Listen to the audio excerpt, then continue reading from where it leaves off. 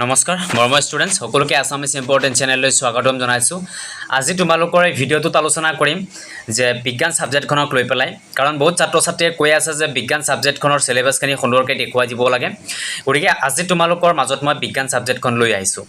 যিসকল ছাত্ৰ ছাত্ৰীয়ে 2025ত মেট্ৰিক পৰীক্ষা দিব বা মেট্ৰিক পৰীক্ষা দিবলৈ আশা কৰিছে, তেওঁলোকৰ কাৰণে আজি মই বিজ্ঞান ছাবজেক্টখনৰ গোটেইকেইটা চেপ্টাৰৰ চিলেবাছখিনি দেখুৱাই যাম যে কোনটো চেপ্টাৰৰ পৰা কিমান মাৰ্কছৰ প্ৰশ্ন তোমালোকৰ কাটিব।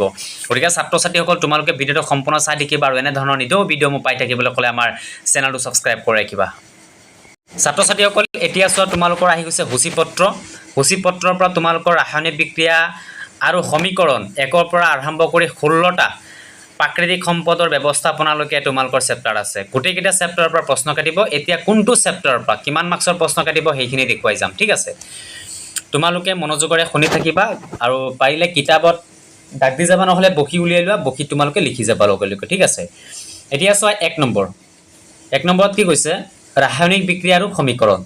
ৰাসায়নিক বিক্ৰিয়া আৰু সমীকৰণৰ পৰা তোমালোকৰ মাৰ্ক থাকিব 6 মাৰ্কৰ প্ৰশ্ন কাটিব। তাৰপিছত তোমালোকৰ কাটিব 2 নম্বৰ, চোৱা এচিড ক্ষাৰক আৰু লৱণ। এচিড ক্ষাৰক আৰু লৱণ, ইয়াৰ পৰা তোমালোকৰ কাটিব 6 মাৰ্কৰ প্ৰশ্ন, ঠিক আছে। 3 নম্বৰ অধ্যায় ধাতু আৰু অধাতু। ধাতু আৰু অধাতুৰ পৰা তোমালোকৰ মাৰ্ক থাকিব 7, ঠিক আছে। এনেদৰে তোমালোকৰ পিছত আহিছে 4 নম্বৰ অধ্যায়টো, চোৱা কাৰ্বন আৰু তাৰ যৌগ।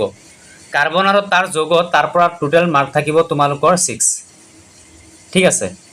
এতিয়া হৈছে 5 নম্বৰ মৌলৰ পৰ্যাবৃত্ত শ্ৰেণী বিভাজন।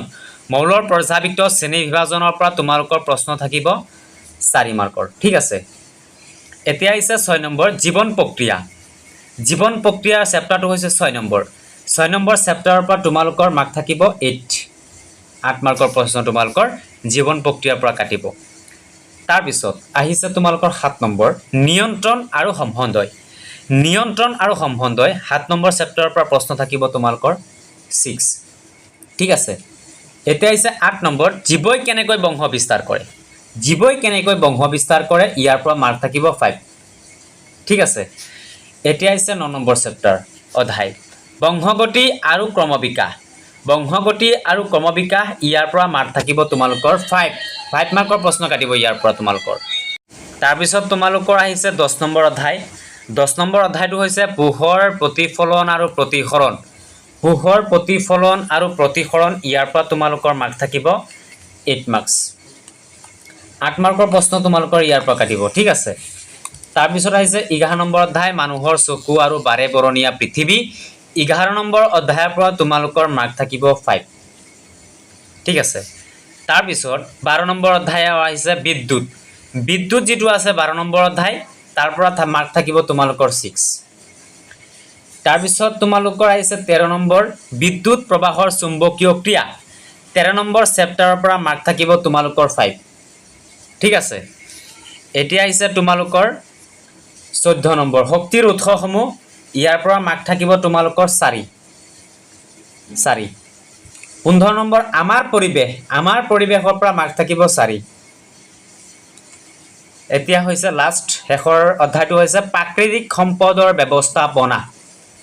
16 প্ৰাকৃতিক সম্পদৰ ব্যৱস্থাপনা, ইয়াৰ পৰা থাকিব 5। টোটেল আৰু প্ৰেক্টিকেল থাকিব তোমালোকৰ 10, ঠিক আছে। টোটেল মাৰ্ক থাকিব 100। তোমালোকৰ এই 16টা চেপ্টাৰৰ পৰা মাৰ্ক কাটিব 90, প্ৰেক্টিকেল থাকিব তোমালোকৰ 10, টোটেল মিলাই হ'ব তোমালোকৰ 100। গম পালা? গতিকে এইখিনি সুন্দৰকৈ তোমালোকে পঢ়ি যাবা, পিছত তোমালোকক ইয়াৰ পৰা কমন প্ৰশ্ন মই সুন্দৰকৈ দেখুৱাই যাম, লগতে উত্তৰ দেখুৱাই যাম। আজি এইখিনিতে সমাপ্ত কৰিলোঁ, ধন্যবাদ।